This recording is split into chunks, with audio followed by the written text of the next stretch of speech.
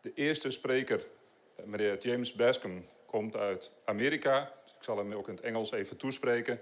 Zijn lezing zal ook in het Engels zijn, maar de tekst wordt hierachter in het Nederlands geprojecteerd. Dus voor degenen die het Engels niet machtig zijn, kunnen meelezen met de tekst hierachter. Alle andere lezingen zijn wel in het Nederlands. So our first speaker is Mr. James Bascom. He is a member of the American Society for Defense in Tradition, Family and Property, for which he works as a researcher and constantly gives lectures all around the world. Mr. Bascom spent many years fighting against abortion, LGBT, socialism, Satanism, during the many street campaigns that he did. He has written numerous articles on fatherhood, Russia, cultural Marxism, the ecological movement, Islam, and the Grand Retour, a historic movement of religious revival during the Second World War. And he's currently writing a book on the latter. Also, he's writing a series of articles on the dangers of drugs like marijuana. Today, Mr. Bascom will speak about the roots of the gender movement. After all, we cannot effectively fight these evil ideas if we do not know where they come from. Therefore, I ask you for an enthusiastic applause for Mr. James Bascom.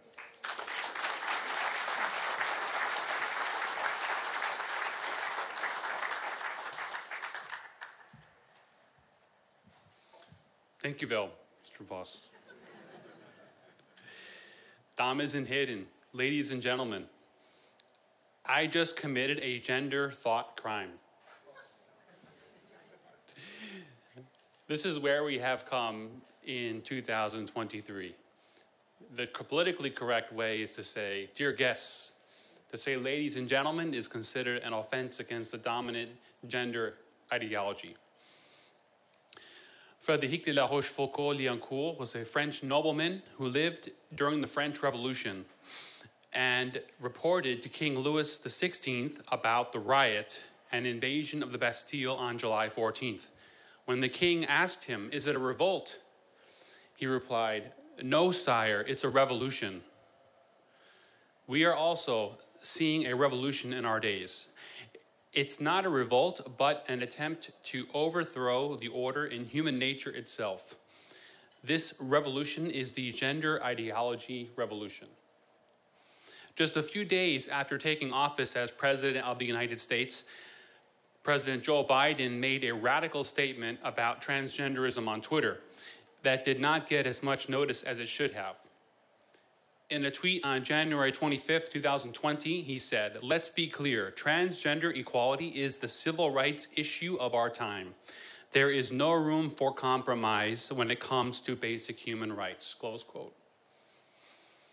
The European Union has been at the leading edge of the transgender revolution, not for years, but for decades.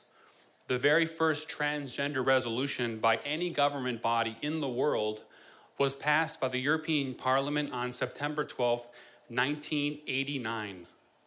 The resolution called on European member states to enact provisions on transsexuals' right to sex changes with medical surgeries, to require health insurance systems to pay for these so-called treatments, to ban so-called discrimination against transsexuals, and to allow them to legally change their birth sex, and to punish employers who object to hiring a transsexual, and for setting up a European-wide commission to report so-called discrimination against transsexuals 34 years ago. Both the American and European governments are fighting to impose this transgender ideology on the rest of the world and on their own citizens who still refuse to accept it. European courts have ruled that all member states must accept so-called transgender rights. The European Commission under Ursula von der Leyen are fighting to punish Central and Eastern European members that refuse to accept gender ideology by withdrawing funding and even threatening to impose sanctions. The American government is forcing U.S. states and especially primary and secondary schools to teach gender ideology to children as young as 5 years old. Both the European Union and the Biden government are funding this gender revolution around the world, especially in Latin America and Africa. Last February, Spain passed a law called the Law for the Real and Effective Equality of Trans Persons and for the Guarantee of LGBTI Rights. It's a mouthful. Which allows minors at 16 years of age to take cross-sex hormones and undergo transgender surgeries without their parents' consent. Here in the Netherlands, the government announced that it will remove the indication of sex from the Dutch identity cards by 2024 or 2025, with the plan to eliminate sex from birth certificates entirely. Belgium now has a transgender deputy prime minister, Pieter de Sutter, now Petra de Sutter, the first transgender minister in Europe. All over the world, transgender activists are trying to normalize the indoctrination of children with drag queen story hours.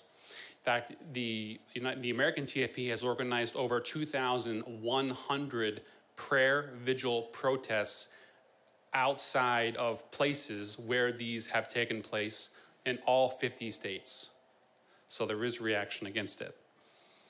In some places in Canada and the United States, courts are taking underage children from their parents to undergo sex changes, so-called.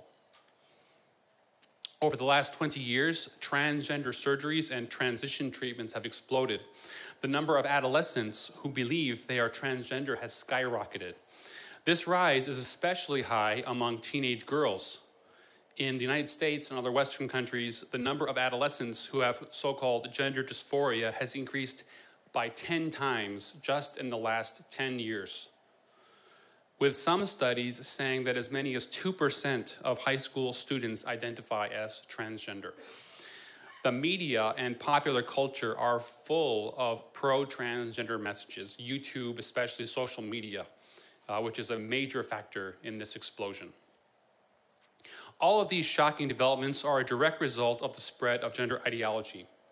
Gender ideology, a core element of the LGBT movement, is now the closest thing to a state religion for the European Union and the Biden government. Heretics to this new religion are to be punished, silenced, and even jailed. Although most Americans and Europeans have never heard of it 20 or even 10 years ago, it has a long history. The gender revolution we see today is the culmination of decades and even centuries of preparation. So in this lecture, we will see what exactly is gender ideology, who are its main thinkers and its history, what are its goals, and can we fight back? So what is gender ideology? Gender ideology, sometimes called gender theory, is an ideology that tries to sever any connection between biological sex and what they call gender. It seeks to completely reorder human nature in accordance with radically egalitarian, materialistic, and anti-God principles rooted in Marxist thought. Biological sex is the dimorphism in the human race. I have to even explain this, it's just insane, but nearly all male animals into male and female, based on physical and psychological differences, secondary sex characteristics related to reproduction. It's in the DNA of every human cell, every cell in the human body, and there are only two, male and female. But according to gender ideology, an individual's biological sex has little or no importance in shaping his or her gender.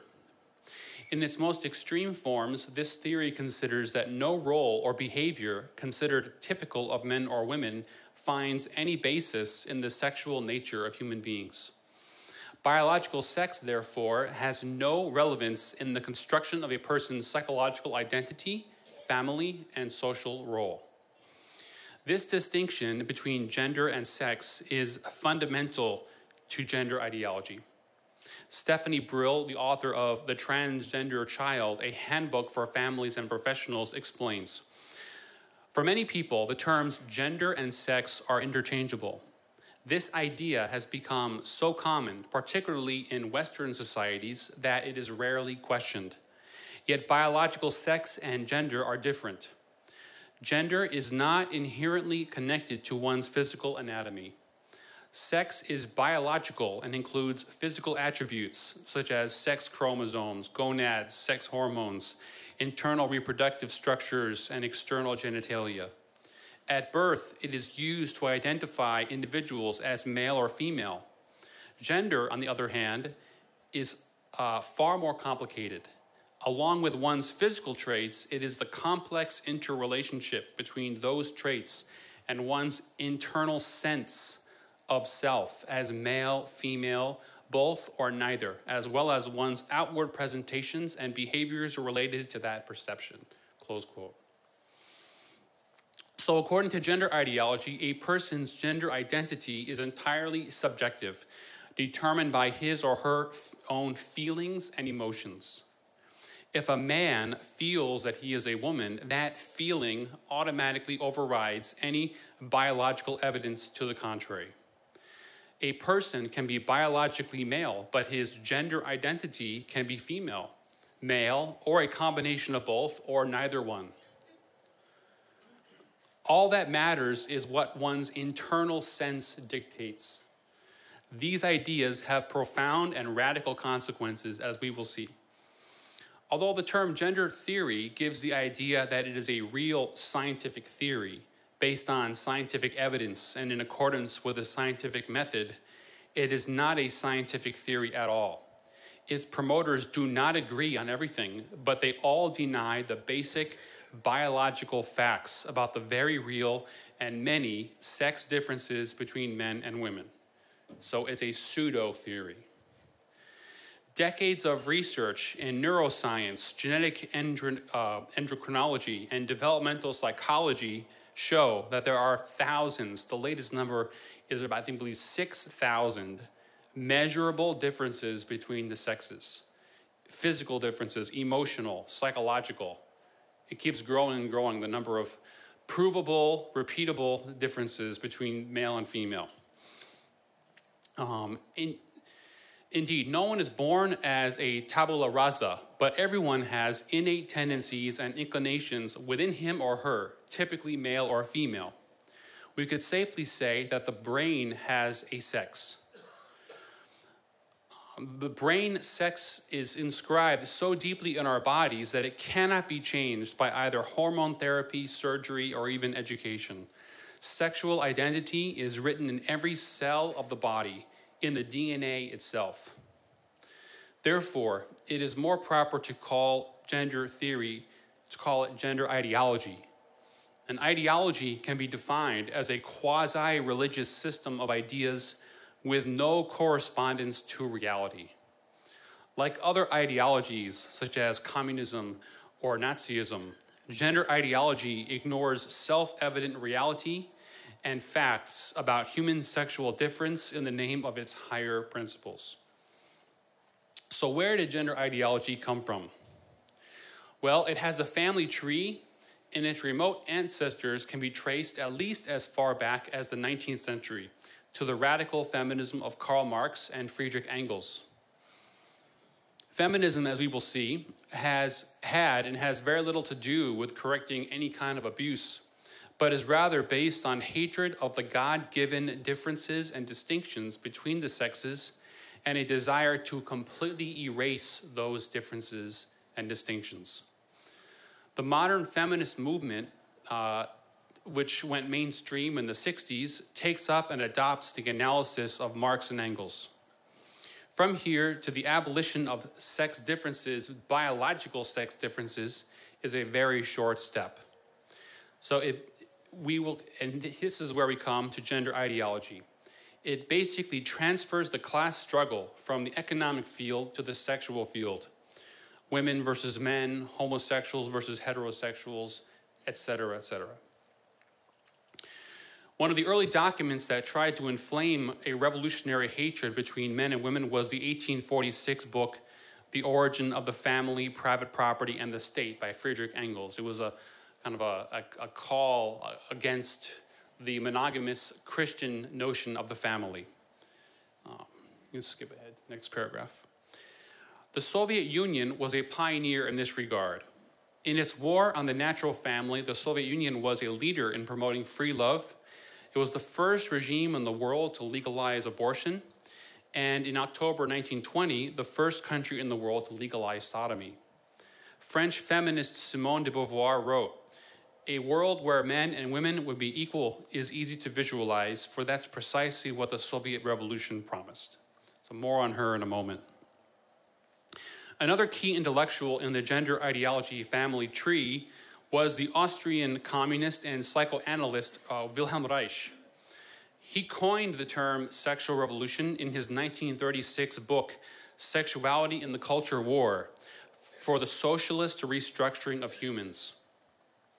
He was an ardent communist and believed that the only way to achieve it was to implement complete free love among the masses. And to form a synthesis between Freud and Marx, he wrote that man can only build a completely classless, egalitarian society without liberating sexual impulses. He also wrote that children from a young age should be taught to have a hatred of sexual restraint, because sexual restraint is the cause of authority of the family and of fascism, between quotes. So he wrote, quote, "We are living through a revolution of all values regarding sexual life. And among those values most seriously undermined are those relating to infant and adolescent sexuality," close quote.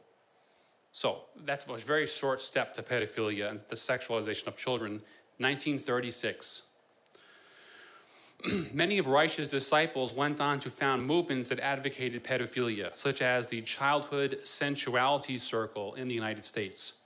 But his most important successors were the Frankfurt School philosophers, Mark Horkheimer, Theodor Adorno, Erich Fromm, and Herbert Marcuse. The Frankfurt School was one of the intellectual pillars of gender ideology. They placed a culture revolution at the center of its action, that is, a total revolution concerning man in his nature, customs, mentality, in short, in his deepest being. Their main contribution, so-called critical theory, is essentially a refined Marxism that tries to impose revolution through cultural change, especially sexual liberation. The Frankfurt School's ideas were central to the May 1968 riots in Paris and similar rebellions around the world at that time. Another key figure in the development of feminism into gender ideology was French philosopher Simone de Beauvoir. In her 1949 book, The Second Sex, she made a famous existentialist statement about womanhood, which many of you have probably heard. She said, "One is not born, but rather becomes a woman. No biological, psychic, or economic destiny defines the figure that the human female takes on in society. It is civilization as a whole that elaborates this intermediary product between the male and the eunuch that is called feminine," close quote. So, 1949. In practice, the rationale for this statement is that in order to enjoy the same privileges reserved for men, women must deny their female identity, that is, break the chains of patriarchal oppression, free themselves from the bondage of motherhood, fulfill themselves professionally, and give themselves to sexual freedom. As can be seen, Simone de Beauvoir may well be considered the great precursor of gender ideology. Contraception, abortion, and sexual liberation play a central role in her vision. Not only must marriage and the family be abolished, but women must not be allowed to make the choice for marriage and family. It actually says words along that line. Beauvoir suggests that all or most aspects of what had been regarded as rooted in sex differences, motherhood, are really socially constructed and hence changeable. For those who would argue that the differences between the bodies of men and women place limits on how much social experimentation can be undertaken, Beauvoir answers emphatically, "The situation does not depend on the body, the reverse is true." So what matters to her is how we conceive of the body, not the body itself. So Simone de Beauvoir's hatred of motherhood went so far that, in her words, women will not be liberated until they have been liberated from their children, and by the same token, until children have also been liberated from their parents, and that children are free to experiment sexually just like adults. Another feminist thinker from this time was the American author Betty Friedan, who wrote The Feminine Mystique, also a very important figure, more or less repeated for the American context, the ideas of Simone de Beauvoir. But perhaps the most radical feminist, the one who made a clear link with gender ideology, was Shulamith Firestone, who wrote a book in 1970 titled The Dialectic of Sex, The Case for Feminist Revolution, in which she emphasized that the ultimate goal was the complete abolition of sexual differences between men and women. She denounced the biological root of women's oppression, even going so far as to propose mandatory artificial gestation of children to prevent female slavery. So state required artificial gestation with advanced technology. I mean, it's something out of China, forced gestation. The first women are fleeing the massacre, she wrote, and shaking and tottering, are beginning to find each other. This is painful. No matter how many levels of consciousness one's reached, the problem always goes deeper. It is everywhere. Feminists have to question not just all of Western culture, but the organization of culture itself, and further, even the very organization of nature, close quote. The goal of the revolution, she wrote, must be not just the elimination of male privilege, but the sex distinction itself. And she wrote in her book, and just as the end of the socialist revolution was not only the elimination of the economic class privilege, but of the economic class distinction itself, so the end goal of feminist revolution must be, unlike that of the first feminist movement, not just the elimination of male privilege, but of the sex distinction itself.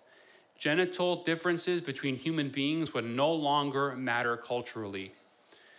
A reversion to an unobstructed pansexuality would probably supersede hetero-homo-bisexuality. The reproduction of the species by one sex for the benefit of both would be replaced by artificial reproduction. Children will be born to both sexes equally or independently of either.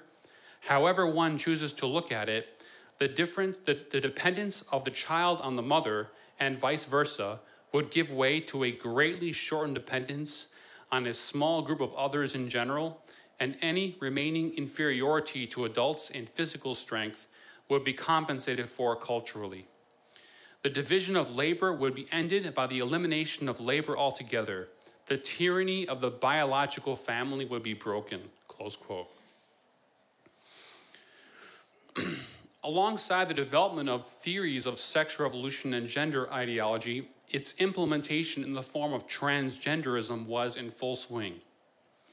One of the first, maybe the first, sexology institute in the world was founded in Berlin in 1919, called the Institute for Sex Research. From the beginning, it worked to promote the acceptance of what today we would call LGBT rights. In 1931, doctors of the Institute conducted the very first transgender sex reassignment surgery in history on a man who wanted to become a woman. New Zealand-born psychologist John Money was the co-founder of the Gender Identity Clinic at Johns Hopkins University in Baltimore, Maryland, United States, the very first clinic in the United States that performed gender reassignment surgeries. In the 1960s, he became known for his role in subjecting an infant boy named David Reimer to transgender surgeries and hormone treatments. He tragically, this boy committed suicide at the age of 38 due to the trauma because of that. But Dr. Money continued to present at conferences and is still promoted as a pioneer and as a great person, a great figure in the history of the gender revolution. Ironically, the Gender Identity Clinic at Johns Hopkins stopped performing surgeries in 1979 because its chief psychiatrist admitted that it didn't help them. It actually made their distress worse by giving them these surgeries. And then the same clinic restarted surgeries in 2019 due to pressure from the gender lobby. So they knew it wasn't working in 1979, and they restarted because of political pressure to show the power of that lobby. But the most famous and radical gender ideologue is the University of California at Berkeley, Professor Judith Butler. Many of you have probably heard of her. In her 1990 book, Gender Trouble, Feminism and the Subversion of Identity, she argues that everyone's identity is always fluctuating and flexible. There is no such thing as a male or female human being, only behaviors that can change at any time. So male and female is like a suit or a piece of clothing you take on, you take it off, you put a new one on, a new one off, take it off, a new one every day, a different outfit every day, a different gender. That's her concept of gender or of sex. So in short, one's gender identity, which can be chosen and changed at will, it can be according to a wide range of possibilities. This dream to create a world without any distinction between male and female, first articulated by Simone de Beauvoir in the 1940s and later by her American disciples and others in the 60s, prepared the ground for this vision of Judith Butler. Previous thinkers believed that transgender surgeries were cutting edge, but Butler, however, affirmed that the very idea of thinking of yourself as male or female is itself an evil. Butler was a proponent of queer theory, which holds that all expressions of gender and sexuality are socially constructed and hence changeable. But for Butler, gender itself is an imposition, an act of violence integrated into our language and expectations. There is no real natural gender for Butler, nor is there a natural or proper expression of sexuality. She calls gender and sexuality performances arising from and constituting common life. For her understanding of social norms, Butler relies especially on French post-structuralist philosopher Michel Foucault, who seeks to expose political power as it manifests itself in our ideas of truth, reality, and language, all of which reinforce the dominant group's vision of political power and make its way of life implicitly normal. So in other words, all culture is just a question of power. Who's imposing their power, who's trying to control, etc. So society exerts this power subtly by constructing truth and reality, and thereby constructs a theory of which categories count as human. Many subtle things in society, for instance, from religious teaching to popular culture, encourage people to expect love relations between men and women. These expectations must be exposed as artificial, as he said, so that a more open and queer future can arise. Butler is not simply asking for the freedom to live a genderless identity. She wants to impose this on the rest of society, willing or unwilling.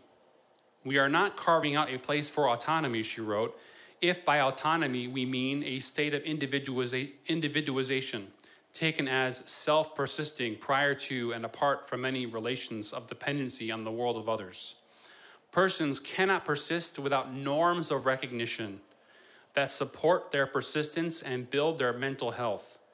One's identity is never fully real or fully one's own until it is endorsed in and through the public authorities and recognized as such by one's fellow citizens. The very sense of personhood is linked to the desire for recognition, and that desire places us outside ourselves in a realm of social norms that we do not fully choose. Abigail Faval an American Catholic scholar and author of a book against gender ideology, summarized Butler's position. Butler is not denying that biological sex differences exist at all. Rather, she is arguing that any characterization or meaning we ascribe to those differences is a matter of power, not of truth. There's no good reason, in her view, for seeing those differences as any more significant than differences of hair or eye color. The body for her exists, but as a blank slate, devoid of its own meaning, upon which social norms are etched. For that reason, transgender ideologues seek to impose unisex bathrooms, teach gender ideology in schools, and punish speech that opposes them. Transgender theorists, in Butler's words, are, quote, are carrying on the legacy of Simone de Beauvoir. If one is not born a woman, but rather becomes one, then becoming is the vehicle for gender itself, close quote. Beauvoir and her successors drained all significance from the term sex and said that it could be filled through human construction with a new idea of woman. Human identity is not determined by one's biology, genes, or upbringing. It is a product of how people conceive of themselves. Human beings, in this Gnostic view, are unsexed persons caught in a body of one sex or another without any need to follow previous gender scripts. Gender ideology is essentially Gnostic. Transgender theories are thus a late iteration of the feminist goal of a sexual revolution that includes abolition of male supremacy and traditional socialization toward gender scripts, cultivation of androgyny, elimination of the proprietary family and dependence of women and children on that family, the celebration of non-monogamous, non-marital sexual experiences. Being one gender or another is a matter of human imagination, and new types of genders can be imagined. These experiences are in keeping with the rolling sexual revolution. Gender ideology is therefore a war on human nature. Rather than obey objective reality about the human being and the fact that humans are one of only two sexes, gender ideology sees the body as something of an external and secondary human trait, something as changeable as a piece of clothing like a suit or dress. Gender ideology is a war on the notion of truth. In Catholic and most other Christian schools of philosophy based on Aristotle, truth is the correspondence of the mind with the objective fact. Gender ideology turns that on its head, making the personal individual feelings the arbiter of truth, making the fact correspond with the thought, and not the other way around.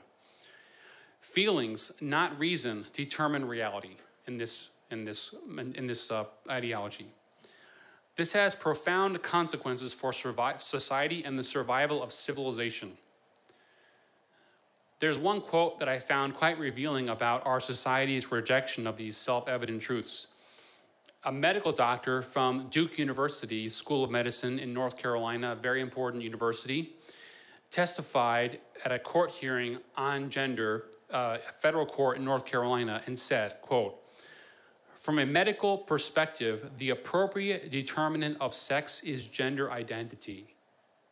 From a medical perspective, the appropriate determinant of sex is gender identity, which is, and that is just, you can put that in the book of pure insanity right there.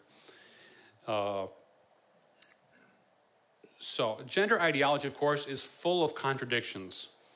For example, they say, gender activists say that sexual orientation, that is, the type of person he or she is attracted to, is permanently written in our DNA and cannot change. But they claim that gender identity, which is also determined by feelings, can change constantly, even though male and female are written in our DNA. So they say that gender is a social construct and doesn't exist, yet they say that a person can be trapped in the wrong gender. So does it exist or does it not? You can't have it both ways. They claim that there are no differences between men and women. and that male and female ways of dressing have no meaning and should be abolished. Yet, they use those same rigid stereotypes as proof that a man is really trapped in a woman's body. For example, when a man wants to dress as a woman. So what is it? Is it real or is it not? They claim that truth, especially moral truths and biological scientific facts, are completely relative. Yet they say that the truth of one's gender is absolute and is absolute truth. So, and it cannot be contradicted. So what is it? Is it do you believe in truth or not? They promote a radical individualism in which everyone is free to choose whatever gender they want, but ruthlessly enforce gender ideology on everyone with an iron fist. If gender is self-determined, why must other people accept it as a reality? If we should be free to choose our own gender reality, why can some people impose their idea of reality on others just because they identify as transgender? So if a man self-identifies as a woman according to his feelings, well, what if another person says, well, my feelings say that you're actually really a man and not a woman? So whose feelings take precedence? It's just one contradiction on top of another. They claim there's no gender binary, right? Male and female, they call the gender binary. And instead, they say that gender is a spectrum, like a rainbow spectrum, right? Yet somehow it both exists and doesn't exist. A woman can identify as a man and a man as a woman, yet people can identify as both or neither one. So is it a spectrum or not? Or what is it? They claim that feelings determine if we are a man or a woman or neither. But what are those feelings actually like? How do we know if they are true? Is there a scientific description of what a feeling, a true and a false feeling is? What does it feel like to be a man or a woman? Also, why do our feelings determine reality on the question of sex, but on little else? So if feelings determine our gender identity, why don't feelings determine other things like our race or our height or our eye color? Right? Why not? Why stop there? Why not continue? So what about people who self-identify as animals? There's actually people who self-identify as dogs, as cats, and live as a dog. You can find it if you search online, although it might be pretty horrible to see, but there are people like that. Is that their truth? Is that true? Should we recognize that as their truth?